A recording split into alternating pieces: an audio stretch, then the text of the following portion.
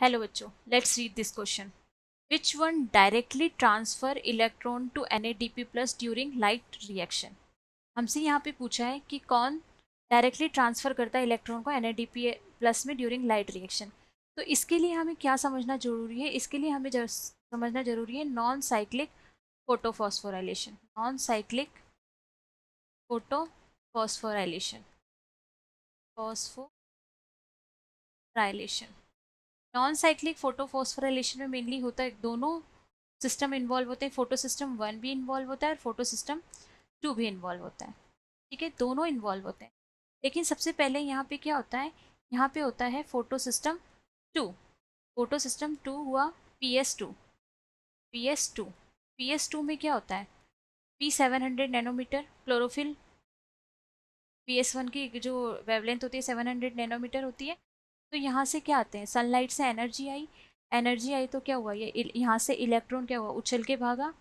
ये इलेक्ट्रॉन उछल के भागा तो यहाँ पे क्या हुआ? प्राइमरी इलेक्ट्रॉन एक्सेप्टर है, इन्होंने इस इलेक्ट्रॉन को रिसीव किया. यहाँ पे क्या होता है? एक चीज़ और होती है, यहाँ पे क्या होता है? फोटोलिसिस ऑफ वाटर हो जाती है, क्योंकि ये क्या है? ऑक्सीजन इवॉल्विंग कॉम्प्लेक्स होता है. तो यहाँ पे फोटोलिसिस ऑफ वाटर होगी. फोटोलिसिस ऑफ वाटर के थ्रू क्या होगा? 2H plus plus 2 electron plus half O2 release होंगे. ठीक है, अब क्या होगा? ये इलेक्ट्रॉन यहाँ पे प्राइमरी इलेक्ट्रॉन एक्सेप्टर में भी रिसीव किया. तो जब हम साइक्लिक फोटोफॉस्फोराइलेशन देख रहे थे तो उसमें क्या हो रहा था? इफ जो प्राइमरी इलेक्ट्रॉन एक्सेप्टर ये इलेक्ट्रॉन थे, वापस इसकी एनर्जी लेके इसको वापस उस रिएक्शन सेंटर पे फोटो सिस्टम 1 के पास भेज दिया, फोटो सिस्टम 2 के पास भेज दिया जा रहा था. लेकिन यहाँ पे क्या होगा? नॉन साइक्लिक में ऐसा नहीं होगा. ये इलेक्ट्रॉन उछल के गया, अब इसे प्राइमरी इलेक्ट्रॉन एक्सेप्टर ने ले लिया. अब क्या होगा? इस प्राइमरी इलेक्ट्रॉन एक्सेप्टर ने इसे किसके पास भेज दिया? ETS के पास भेज दिया. ETS में इलेक्ट्रॉन ट्रांसपोर्ट सिस्टम में ये घूमता रहा.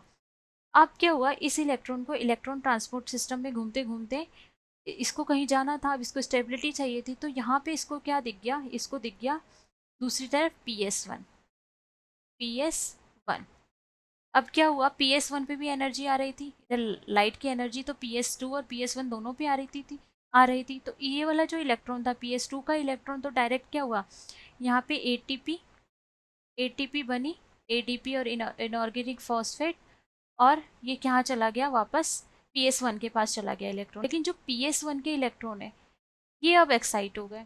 PS1 के इलेक्ट्रॉन एक्साइट हो गए. अब ये इलेक्ट्रॉन का क्या काम होगा? अब ये इलेक्ट्रॉन सोचेंगे हमने निकल तो लिया लेकिन हमें कोई एक्सेप्ट नहीं कर रहा. यहाँ पे इस वाले ने क्या किया? इस वाले जो फोटो सिस्टम 1 है, इसने ये वाले इलेक्ट्रॉन ले, फोटोलिसिस ऑफ वाटर से जो हुआ ये वाले इलेक्ट्रॉन ले. फोटो सिस्टम 2 वाले, जो फोटो सिस्टम 2 ने इलेक्ट्रॉन रिलीज किए थे, वो किसने ले लिए? फोटो सिस्टम 1 ने ले लिए. तो अब फोटो सिस्टम 1 के जो इलेक्ट्रॉन है, अब इनका क्या होगा? तो ये क्या करेंगे? यहाँ पे क्या होगा? एक NADP होगा. तो NADP को क्या होगा? NADPH2 में NADPH में चेंज होना होगा. ठीक है, तो ये क्या करेंगे इसको ये इलेक्ट्रॉन लेके फोटो सिस्टम 1 से जो इलेक्ट्रॉन आया उसको लेके किस में चेंज हो जाएंगे? NADPH में चेंज. ठीक है, तो इस तरीके से क्या हुआ?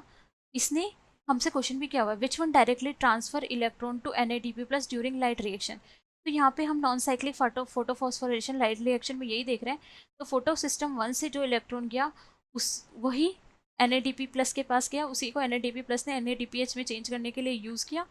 ठीक है, तो अब हम अपने ऑप्शंस पढ़ते हैं. तो हमारा ऑप्शन नंबर 1 है PS फोटो सिस्टम 1. यही हमारा आंसर है, क्योंकि फोटो सिस्टम 1 के ही इलेक्ट्रॉन डायरेक्ट NADP प्लस ने लिए और NADPH में चेंज हो गया. फोटो सिस्टम 2 का तो नहीं, फोटो सिस्टम 2 का इलेक्ट्रॉन तो क्या हुआ? ETS में गया और वो PS1 के पास चला गया. ठीक है, साइटोक्रोम्स और प्लास्टोसियानिन ये ETS का पार्ट है, तो ये इसमें तो इलेक्ट्रॉन वैसे ही घूमते रहे. तो डायरेक्टली किसने लिया? PS1 ने लिया.